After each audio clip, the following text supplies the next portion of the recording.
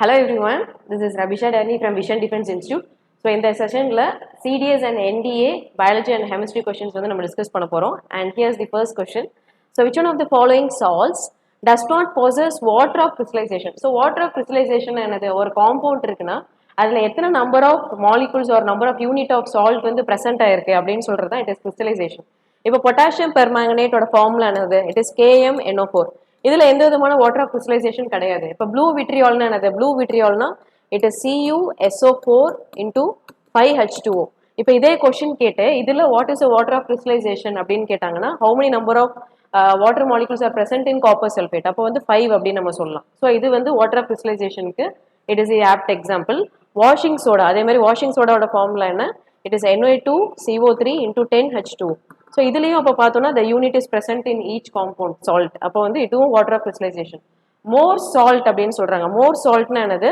It is FeSO4 into SO4 into NH4 the whole twice into SO4 into 6H2O. இதான் more salt ஓட formula. So இதுலயும் பார்த்தோம்னா the water of crystallization is present in it. So அப்ப எது it is not possessing the water of crystallization கேட்டிருக்காங்க. So option here it will be A, potassium permanganate. And next question is, after fertilization the fruit and the seeds are produced by அப்படின்னு கேட்டிருக்காங்க. ஜென்ரலாகவே ஒரு plant பாடியில் entire மெச்சுரைசேஷன் ஸ்டேஜ்னு சொல்லுவாங்க. So maturation ஸ்டேஜில் first seed development நடக்கும். Seed development, அதுக்கப்புறம் பார்த்தீங்கன்னா the நியூக்ளியர் எண்டோஸ்போம் ஃபார்மேஷன் நடக்கும். Development of nuclear endosperm formation. Third category என்ன அப்படின்னு பார்த்தோம்னா the maturizations of seeds. Fourth category la enna paakrona the maturization of fruit அப்படினு பார்க்கறோம். So இதுல என்ன category, what is the main stages? அப்போ fertilizationsல நம்ம பார்த்தோம்னா zygote it is followed by the embryo, right?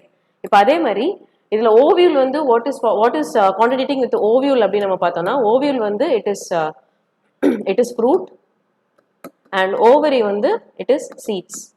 So here the answer will be ovule and ovary respectively. Next question is milk of magnesia. Milk of magnesia அப்படினு நம்ம சொல்றது it is MgOH twice. So that is the chemical formula of milk of magnesia. So the generally it is used when people suffer from indigestion of food. அதாவது ஒரு acidity formation அப்படினு சொல்றாங்க இல்லையா, நெஞ்செரிச்சல் அந்த மாதிரி சொல்றாங்க. It is called as antacid. So antacids அப்படின்னு சொல்லுவாங்க. acidity like அதே மாதிரி நம்ம ஈனோ ஜெலுசில்ஸ் இதெல்லாம் சாப்பிடுறோம் இல்லையா, ஸோ இதெல்லாம் it will be like a slightly we can say it is a mild base அப்படின்னு நம்ம சொல்லலாம். ஸோ இதோட pH will be about 10.5 and the number of moles will be about 58.987 moles, right? So option is B. Next question is, which one of the following pairs of metal are very good conductors of heat?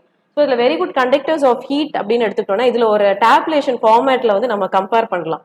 So here are the metals and the conductors. Conductors ஓட unit நம்ம எடுத்துக்கலாம்.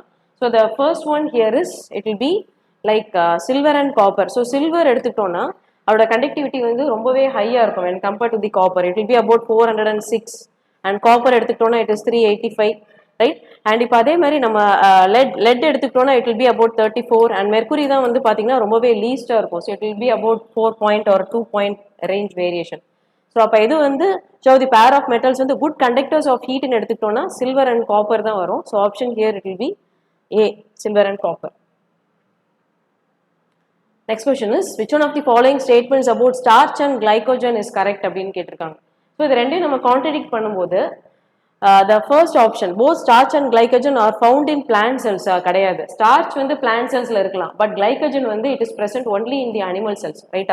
அப்போ both starch and glycogen are found in animal cells அப்படின்னு நம்ம கேட்டோம்னா starch it is only present in plant cells, glycogen it is present in எங்க அப்படின்னா animal cells, right?